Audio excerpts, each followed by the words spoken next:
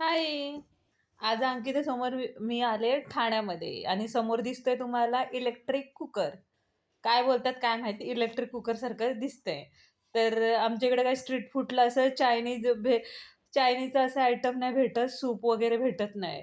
तर ठाण्यामध्ये पहिल्यांदाच मी बघितलं ₹25 मध्ये आम्हाला हे सूप भेटलं. तर कसं बनवतंय ते बघूया. हे वेगवेगळ्या लोकांसाठी मंचुरियन कधी इथं खाल्लं नाही आमच्या इथं. पण म्हटलं चला ठाण्याचं पण असलं तिखट होतं, तोंडाचं भडभड झालं आणि माझ्या तर साली गेल्या, अंकिताने काही खाल्लं नाही आणि असे 2 चमचे टाकून तिने हे केलं. मग शेवगावची कचोरी खायला आलो आम्ही. कचोरीमध्ये ते स्टफिंग एवढं खास नव्हतं. ओके होतं आणि कचोरी खाऊन झाल्यावरती आमचं आवडतं होतं तो ज्यूस सेंटर. तर ज्यूस सेंटरवरती गेलो, गपचूप कॅमेरा ऑन केला.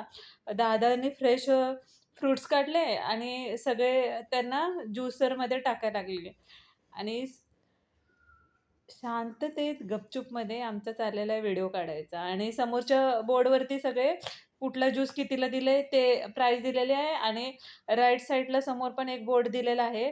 त्याच्यावरती पण ज्यूस ₹50 पासून ते ₹350 पर्यंत ज्यूस आहे. मग मिल्कशेकपर्यंत सगळं आहे. मग ते सर्व हे केलं, पिऊन घेतला. मग त्याच्यानंतर ज्यूस एकदम छान होता. क्वालिटी पण चांगली होती, टेस्टीला पण चांगलं होतं आणि शुगर फ्री होता. मग त्याच्यानंतर वडा, उसळ खाल्ली आम्ही.